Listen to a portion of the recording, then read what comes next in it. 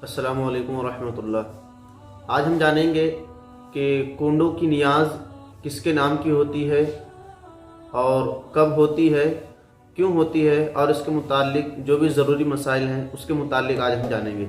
तो शुरू करते हैं। कुंडों की नियाज़ जो है वो अक्सर व बेशतर 22 रजबुल मुरज्जब को तमाम हिंदू पाक के मुसलमान मनाते हैं, लेकिन ये जो है 22 रजब को मशहूर हो गया है, इस वजह से लोग मनाते हैं। जिनको नहीं मालूम है वो इस वजह से मनाते हैं।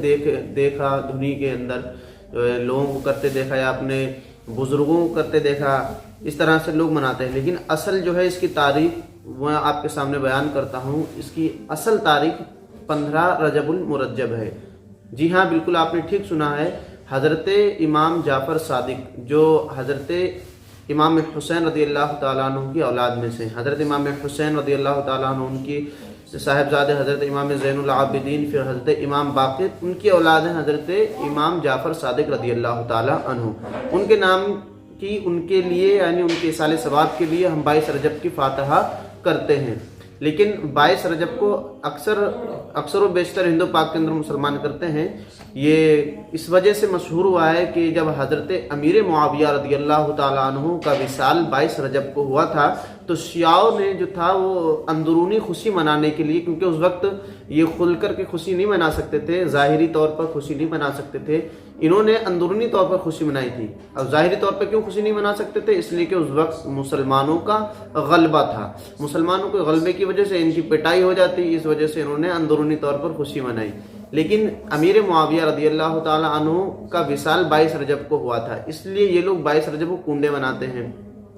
तो मुसलमानों को जब ये मालूम चला, इन्होंने देखा कि ये हज़रत अमीर मुआविया रज़ियल्लाहु ताला अन्हु के विसाल पर खुशियां जाहिर करते हैं और उसे नाम दे दिया त्यौहार का, तो मुसलमानों ने उसका तोड़ निकाला। मतलब हज़रत इमाम, अब आप कहेंगे कि इमाम जाफ़र सादिक ही की क्यों फातह होती 22 रजब को, और भी दीगर जो हैं सादात इकराम हैं, अल्लाह वाले हैं, उनकी भी हर एक दिन ऐसे मुतय्यन होता है। ये उनका तोड़ है, शियाओं की जो रस्म डाली है उसका तोड़ है ये कि मुसलमानों ने 22 रजब के अलावा 15 रजब को सैयदना इमाम जाफ़र सादिक, क्योंकि उनका विसाल 15 रजबुल मुरज्जब को हुआ था, उनके विसाल के निस्बत से ये फातहा जो है, रस्म जो है या त्यौहार कह लें, माशाल्लाह बड़ा अच्छा लगता है। इससे लोगों में खुशी आती है, खुशी की लहर दौड़ती है, घर में खुशनुमा माहौल होता है।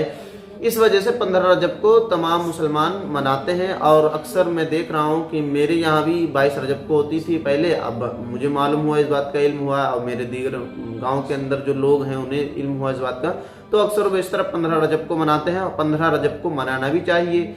अब दूसरा सवाल ये रहा कि ये फातहा जायज़ है या नहीं। बिल्कुल जायज़ है, फातहा जायज़ का ये 22 से बरकत है। इमाम जाफ़र सादिक की फातहा, आप बहुत बड़े अल्लाह वाले थे, सादात इकराम में से थे, आले रसूल थे, बहुत बड़े आलिम भी थे, जाहिद भी थे, मुत्तकी परहेजगार भी थे।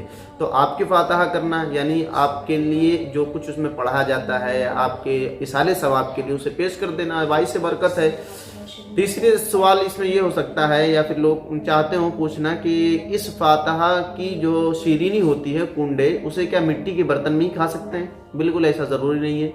इसे मिट्टी के बर्तन में खाओ या फिर इसे जो है आप स्टील के बर्तन में खाओ, आमतौर से जो घर में बर्तन हो उन बर्तनों में खाओ। लेकिन असल में मिट्टी का बर्तन इसलिए इसमें लगाया जाता है, कहीं ना कहीं इसमें जो है, क्योंकि मिट्टी के बर्तन में खाना सुन्नत है, तो इस फातहा की बरकतें और ज़्यादा लूटने के लिए लोग इनको पूड़ियों को मिट्टी के बर्तन में रख करके फातहा दिलाते हैं।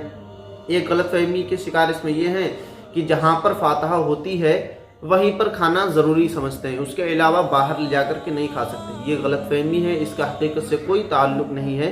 जहाँ पर फातहा दिलाई है वहाँ भी खा सकते हैं, अपने दूसरे महल्ले में भी ले जा करके खा सकते हैं, बांट भी सकते हैं, खिला भी सकते हैं, दूसरे मुल्क में ले जा भी सकते हैं। इसमें एक और सवाल ये पैदा होता है कि उसमें पर्दा लगा दिया जाता है, और ये इमाम जाफ़र सादिक की हो गई या किसी और की हो गई इस तरह से, लेकिन इसका हकीकत से कोई ताल्लुक़ नहीं है, उसमें पर्दा वगैरह लगाने की कोई ज़रूरत नहीं। अलबत्ता ये हो सकता है कि आपका घर छोटा है, गैर महरम औरतें भी हैं, आप भी हैं, तो उसमें इस वजह से पर्दे लगा दिया हो किसी ने कि आप इधर बैठो और गैर महरम औरतें इधर बैठ जाएंगी, इस वजह से किसी ने लगाया था, लेकिन इसे किसी ने रस्म में शुरू कर दिया, ऐसा कुछ भी नहीं है।